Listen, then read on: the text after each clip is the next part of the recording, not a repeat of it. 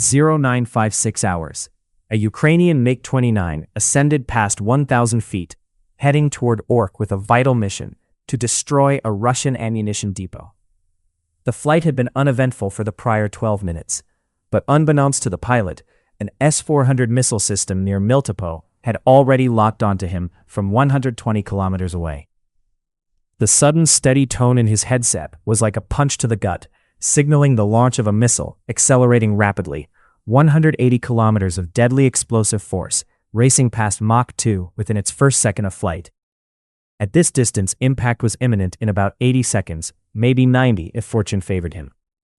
The pilot responded immediately, yanking the control stick hard to the right while deploying chaff. He maneuvered the MiG into a 90-degree angle relative to the radar beam, a tactic pilots call notching. He maintained this perpendicular heading for 8 seconds, releasing chaff in programmed bursts. The aluminum strips formed a slowly expanding cloud, carried by the wind, each piece reflecting radar signals like countless tiny mirrors, making one aircraft appear as 100. The missile's tracking system struggled to differentiate the fighter from false returns caused by the terrain. At that perpendicular angle, all returns looked identical, and the tracking quality degraded from solid to intermittent, then to lost altogether. Suddenly, the N-6 missile, without new guidance updates, switched to its backup mode, heading toward the last predicted intercept point. However, the pilot had already altered his course and was diving low to evade. In the missile's terminal phase, its onboard seeker activated, scanning for a target now 2 kilometers away and obscured by the chaff cloud. The proximity fuse detected nothing but falling aluminum strips, causing the warhead to detonate harmlessly, sending shrapnel into the empty sky. This tactic worked because the S-400's radar uses Doppler processing to distinguish moving targets from ground clutter by measuring frequency shifts in radar returns. Flying perpendicular to the radar effectively reduced the relative velocity toward or away from it to 0, making the aircraft indistinguishable from terrain to the radar processor. The pilot leveled off at 500 feet, scanning behind him.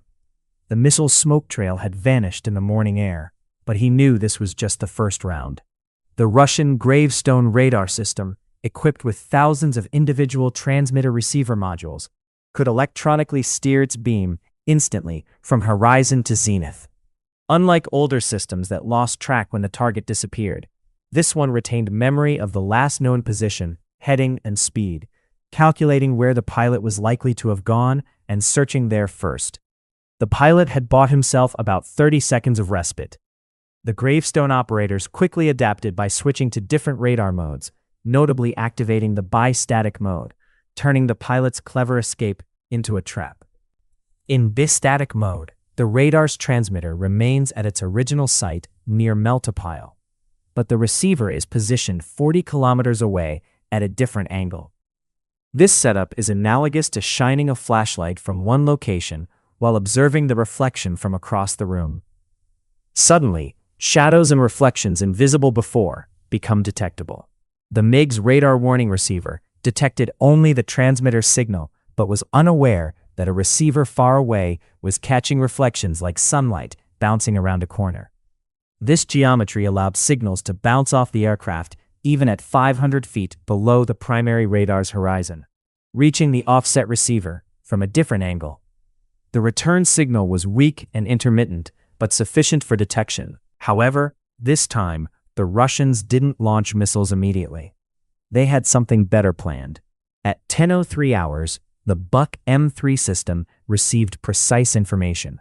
The crew had been waiting for the MiG to reach a slight rise overlooking a valley, a spot where the pilot would appear in 90 seconds.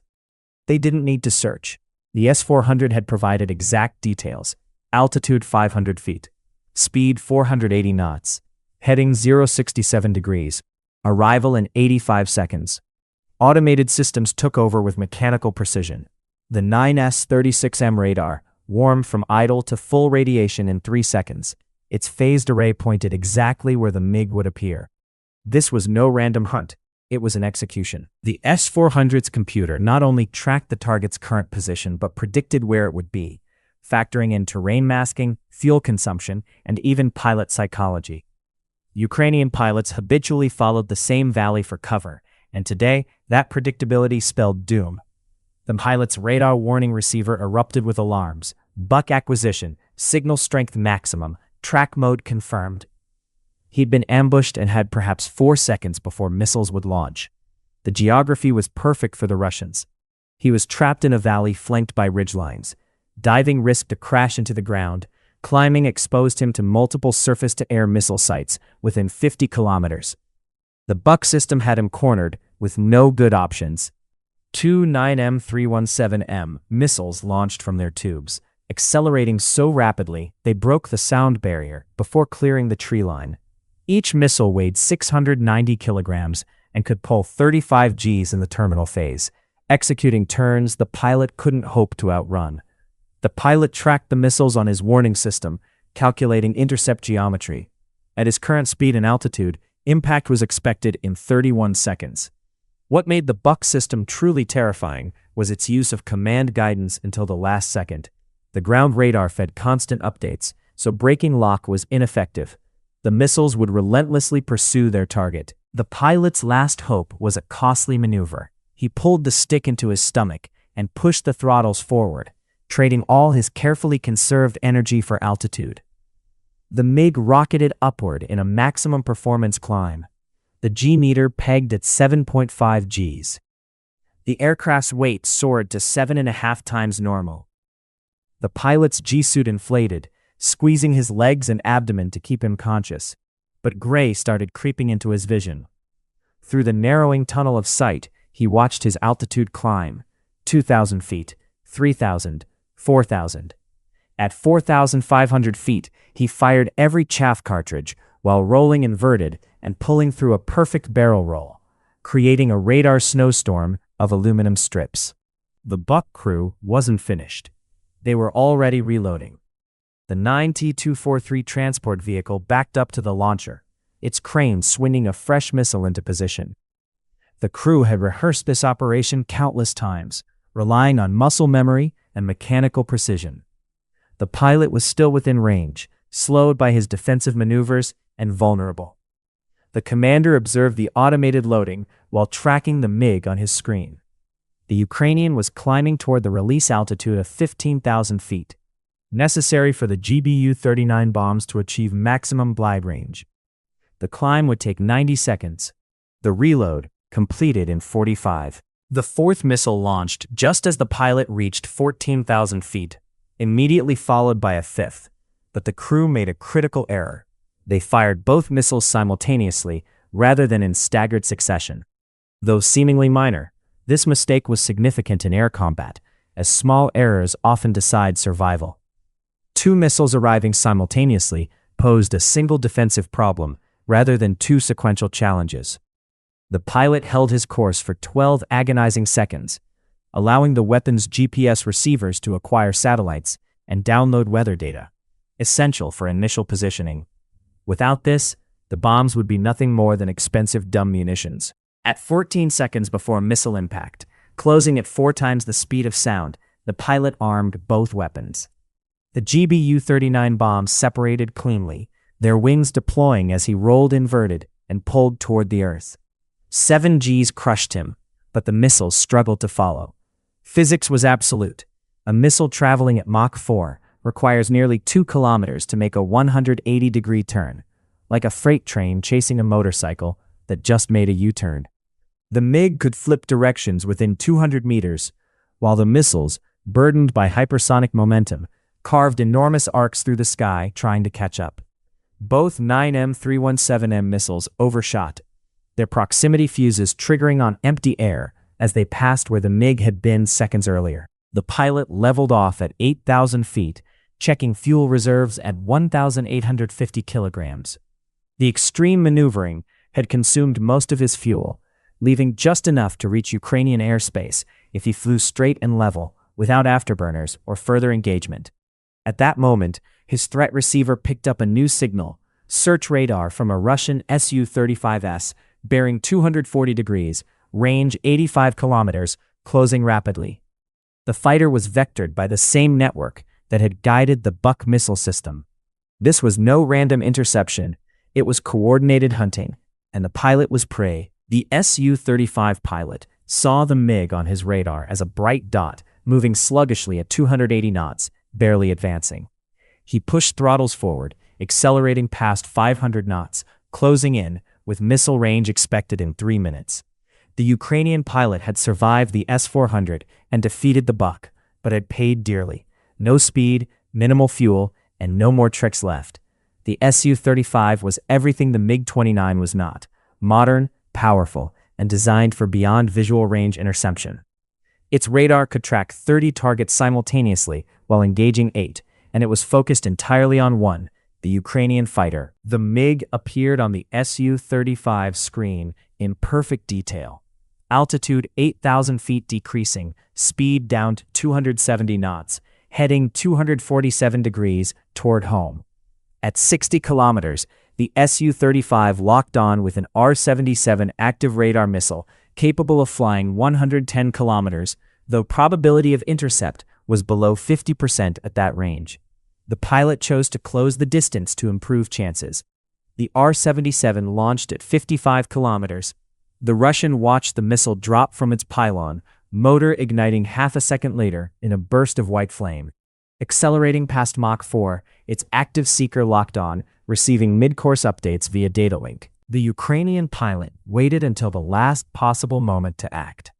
What followed defied expectations. The MiG's nose climbed steadily through 30, 40, 50, 60 degrees, airspeed bleeding away like water from a punctured bag. At 70 degrees nose up and 180 knots, barely flying, he kicked full rudder. The aircraft's nose rotated past vertical while the fuselage continued forward, effectively stopping midair, as if held by an invisible hand. The R-77's guidance computer was programmed to intercept aircraft with forward velocity, not a hovering, levitating metal sculpture. Its algorithms failed to calculate an intercept solution, tried repeatedly without success. By the time it resorted to flying toward the last known position, the MiG had dropped through its trajectory. The missile overshot by 300 meters, proximity fuse finding only empty sky. The Russian pilot was stunned. The Ukrainian had deliberately stalled the aircraft at 8,000 feet to defeat a missile. Now the MiG tumbled earthward, energy depleted, nose searching for flying airspeed, like a brick hunting ground. The Ukrainian recovered at 5,000 feet and dove for the deck as the GBU-39s continued toward their target. But the Su-35 held all advantages now. It climbed to 20,000 feet and rolled inverted, looking down through the canopy at the struggling MiG below. From this vantage, the Russian controlled every option, while the Ukrainian had none. The MiG lacked energy to climb, dive too low, or turn, with no speed, like a wounded animal limping on a broken leg. The Russians selected an R-73 infrared missile for the close-range kill. This missile's seeker was passive, tracking engine heat with no radar warning for the pilot. The dive attack was textbook. The Russian pushed over from high altitude, accelerating past 600 knots, gravity as an ally. The MiG pilot watched the enemy grow larger in the mirrors. And 4 kilometers, the R-73 fired, leaping off the rail, with an imaging infrared seeker locking onto the MiG's hot exhaust. But the Ukrainian had one last card. He pointed the nose straight up and launched every flare he had. Magnesium pellets erupted in a climbing spiral, burning at 2,000 degrees Celsius, creating a wall of heat that overwhelmed the missile's seeker logic. The R-73 chased the brightest source, flying through the flare pattern and missing the MiG by 50 meters. The Su-35 pulled out of its dive, overshooting again, fuel becoming a limiting factor. Another 5 minutes, and disengagement would be necessary. The Ukrainian pilot used those precious seconds to nose over and run for the deck, engines at military power, racing toward Ukrainian airspace, now just 75 kilometers away. But first, he had to survive what waited at Ork. At 10:14 hours, the MiG skimmed across farmland at 50 feet, engine sputtering on its last fuel reserves when tracers erupted from a tree line ahead. A ZSU Shilka had been waiting there, positioned by the same air defense network orchestrating the entire operation. 4 23mm cannons fired at 850 rounds per minute each, radar guided with an effective range of 2.5 kilometers. At that altitude and speed, the pilot would fly through the stream in 2 seconds. Thinking was too slow. He rolled inverted and pulled, flying upside down at -G just meters above the ground. The cannon rounds passed overhead, so close the pilot could hear them crack past the canopy. The Shilka gunner, surprised by the inverted approach, cranked the turret down, walking the tracers toward the MiG, but tracking an inverted target at 50 feet meant the radar locked intermittently on ground returns, confused and hunting between aircraft and earth. 3 rounds tore through the vertical stabilizer, 2 more through the right wing. Warning lights flooded the cockpit, hydraulic pressure dropped, and flight controls degraded to manual reversion. The stick now resisted, like it was connected to control surfaces with concrete rather than cables. Despite damage, he was through, trailing smoke and hydraulic fluid but still flying. Behind him, the Shilka crew radioed his position to every unit in the sector, letting others finish the job. The pilot scanned his instruments amid the warning lights. 90 kilograms of fuel left, 35 kilometers to friendly lines, engine temperature climbing dangerously, oil pressure falling. The math said he'd make it, but he needed 30 more seconds. At 10:15, 8 kilometers behind him, the first GBU-39 reached the battalion command post. The weapon had flown 6 minutes through GPS jamming, guided only by inertial navigation and pre-programmed waypoints. An uncooled infrared seeker activated in the final seconds, identifying the building's heat signature against the cooler background. The bomb adjusted its flight path one last time, diving through the roof at a 70-degree angle. Its intelligent fuse counted layers of steel, insulation, and concrete before detonating 16 kilograms of AFX 757 explosive, precisely in the center of the operation's roof. The blast destroyed everything in 0.003 seconds. Maps showing the Probozhsk offensive turned to ash. Radios coordinating 2,000 troops vaporized. The brain of the Russian advance erased. Moments later, the second bomb struck the ammunition bunker, the true target. 500 tons of 152mm shells, grad rockets, and mortar rounds packed into a space designed for 300 tons. The bomb's penetrator punched through 3 feet of reinforced concrete before detonating. The chain reaction built exponentially. Each shell contained 8 kilograms of TNT, each grad rocket 20 kilograms of high explosive. The thermal pulse triggered successive explosions, turning the bunker into a volcano. The concrete roof contained the blast for 0.1 seconds before disintegrating. The pilot crossed into Ukrainian airspace at 10:17 with every warning light illuminated, engine temperature beyond redline, and just 30 kilograms of fuel remaining. Hydraulics had failed, controls barely responded. The forward airstrip appeared through haze, 3 kilometers ahead. No time for procedures or patterns. He lowered the gear manually using the emergency pneumatic system. 2 clunks came from the main wheels, nothing from the nose gear. The runway rushed up at 180 knots. He held the nose up as long as possible. The main wheels touched down, bounced, then touched again. The nose gear finally dropped and locked, just before the nose would have struck the pavement. The engines flamed out as he turned under the taxiway, turbines spinning down with the grinding sound of metal on metal.